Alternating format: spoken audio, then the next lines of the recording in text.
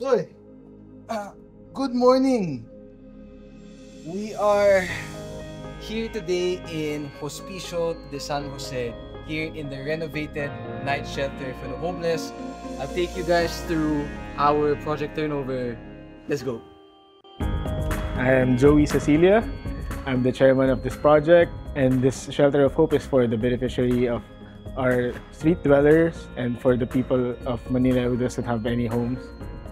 Natutulog kami ng anak ko po sa kalye. So, nakakakain kami ng dinner at nakakatulog kami, nakakaligo. Kaya maraming salamat po sa inyo.